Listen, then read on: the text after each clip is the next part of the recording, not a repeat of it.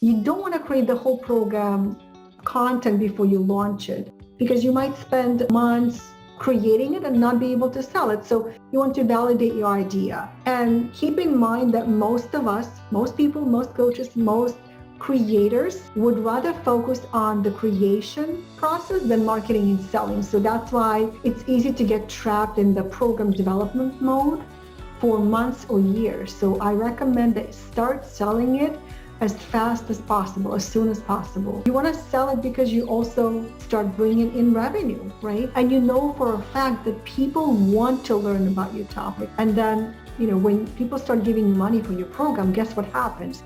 You develop that accountability and motivation to continue creating your program for clients who already invested in your program, right? So here's my secret for creating awesome programs. I create a sales page first. I go through my process. I have a little program. If you go to milana.com and click on products, you'll see that I have a little program called Get Your Sales Letter Done. So I follow that process to develop my sales page for every coaching program, every product that I release. The reason I do that is because as I develop my sales letter, it helps me decide what my program should look like based on the benefits and the outcomes that I want to promise, right?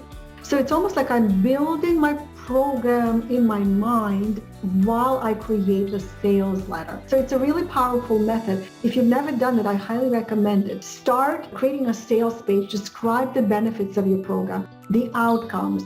Think about where people will come on a resistance. What objections will they have that will not allow them to invest in your program? So it's really awesome. It's a process of developing your program a little bit backwards. So create a sales page first. You will see the benefits and the outcomes that you promise, and then you can kind of reverse engineer the program. Okay, hopefully that makes sense. One of the things that I want to mention is that if you are very nervous about selling your program before it's created, I understand if you've never done that before, you can be nervous, totally okay. And so here's a strategy to overcome that. Position your program as a pilot or a beta testing program. If you're nervous to market your program as a full program, that's something that you can do. If you decide to position it as a pilot, I would suggest pricing it at 30 to 50% of the non-pilot program. Like if you're planning to charge $1,000 moving forward, sell it for $297.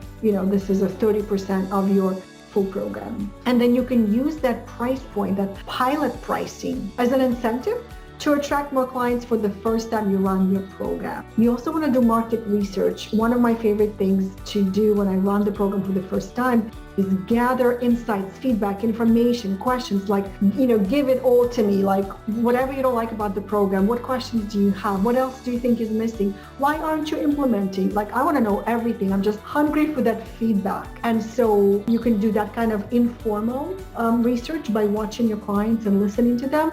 You can also do a survey or send a questionnaire to your clients to find out what they expect to learn and what questions or challenges they have around the specific topics that you're planning to teach, right? And then you build your modules around that, okay? And also if you use strategy sessions like those discovery sessions, you'll get a lot of ideas for your program content from these conversations, because you get to ask, what has been the biggest challenge in finding your soulmate? Well, why didn't that work?